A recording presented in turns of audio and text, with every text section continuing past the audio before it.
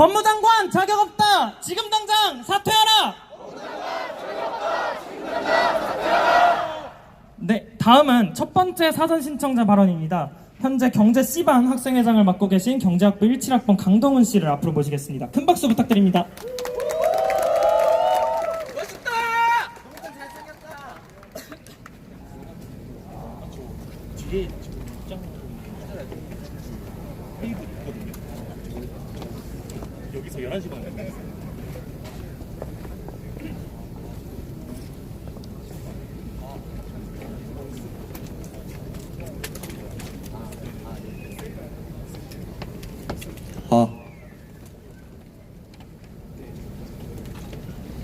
야 이놈아 제정신이냐? 그런다고 세상이 바뀌느냐? 계란으로 바위치기다. 세상 무서운 줄을 알아라. 넌 뒤로 빠져라. 제가 사랑하고 저를 사랑해주시는 분들이 지난 이틀간 제게 해준 말씀입니다. 고민이 많았습니다. 그리고 걱정이 앞섰습니다. 하지만 결국 이 자리에 섰습니다. 지옥의 가장 뜨거운 자리는 인생의 중요한 결정에서 중립을 택한 자들의 몫이라는 제 저명을 지키고 싶었고, 제가 세운 원칙에 저부터 일관성을 지키고 싶었기 때문입니다. 안녕하십니까 선배, 후배, 동기 여러분. 경제학부 17학번 강동훈입니다. 입을 떼기까지 겁이 많았고 지금도 마찬가지지만 제 뒤로 발언을 이어갈 세 분과 오늘 함께 해주신 500여 명을 보니 발언을 시작할 용기가 납니다.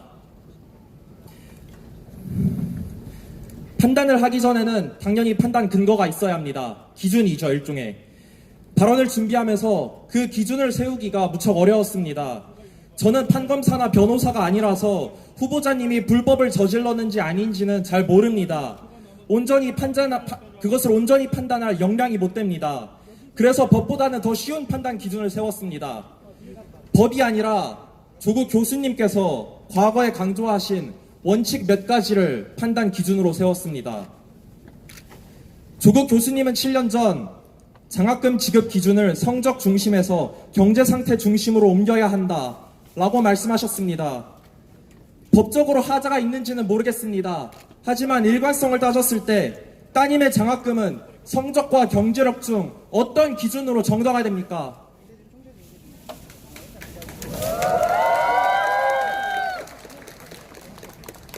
조국 교수님은 정치인의 논문 표절을 비판하며 7년 전 지금 이 순간도 잠을 줄이며 한자 한자 논문을 쓰고 있는 대학원생들이 있다 라고 말씀하셨습니다.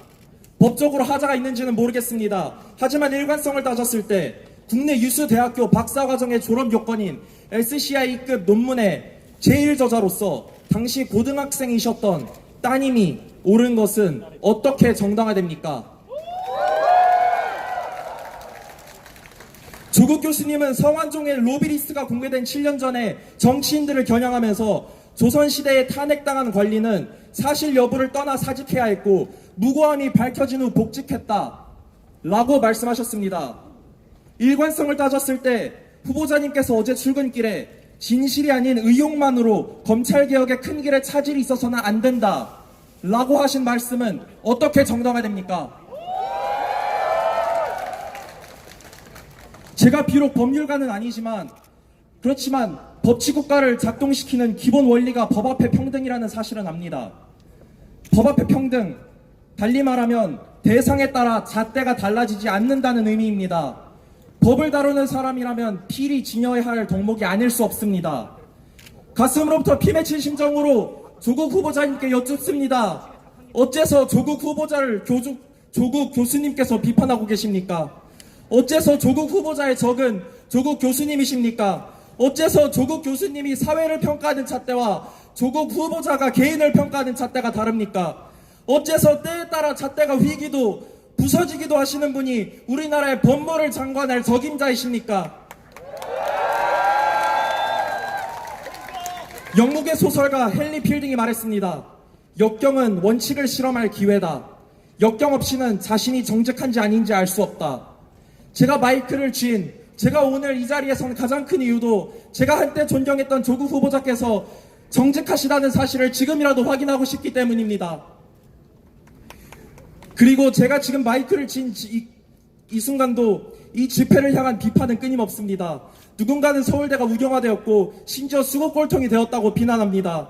그분들께 간곡히 한 말씀 올립니다. 우리는 진보적인 대학생이거나 보수적인 학생이어서 이 집회에 온 것이 아니라 대한민국 학생이기 때문에 이 자리에 왔습니다. 제게 대한민국이 자랑스러운 이유는 고층 빌딩이 많거나 기술력이 좋거나 경제 규모가 크기 때문이 아니라 법치국가로서 작동한다는, 법 앞에 평등이 있다는, 대상에 따라 잣대가 다르지 않다는 그 자부심이 있기 때문입니다.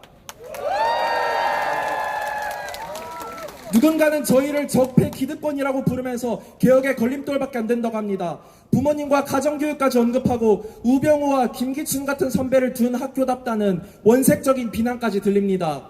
그분들께도 간곡히 한 말씀 올립니다. 여기 계신 우리 선배, 후배, 동기분들 가정교육도 잘 받았고 훌륭한 선배도 열어두었다고 자신합니다. 왜냐하면 우리의 선배는 우병우나 김기춘이 아니라 멀게는 박종철 열사이고 가까이는 불과 3년 전 박근혜 탄핵 촛불 집회에 함께한 12, 13, 14, 15, 16 선배님들이시기 때문입니다.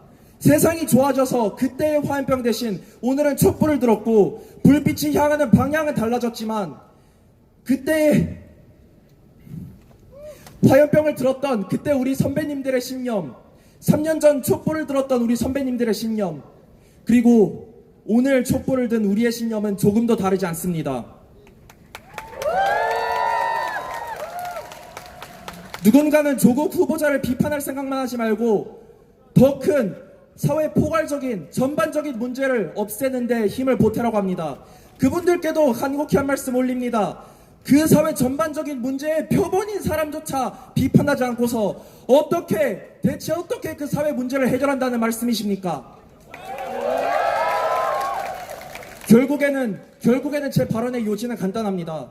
장학금은 경제적 형편이 어려운 고학생에게 가야 한다는 원칙, 논문을 작성할 때는 연구 윤리를 준수해야 한다는 원칙, 의혹이 제기된 공직자는 무고함을 밝힌 후 복직해야 한다는 조국 교수님께서 세우신 그 원칙이 존재하는 상황에서 우리가 진영 논리에 굴복할 것인지 아니면 이 진흙탕 속에서도 그 원칙들을 고수할 것인지 우리가 선택할 몫입니다. 이 사안으로 말미암아 항내외적으로 정쟁이 극에 달한 지금에도 우리가 원칙에 입각한다면 떳떳하게 말하고 떳떳하게 행동할 수 있다고 믿습니다.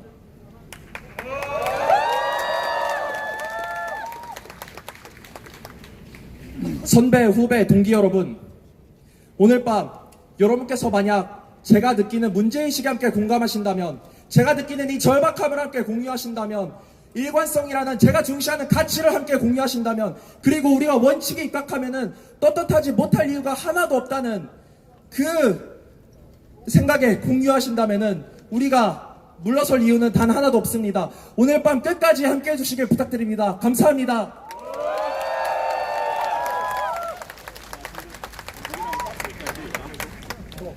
네, 경제 C반 학생회장이신 강동원 씨의 호소력 있는 발언에 다시 한번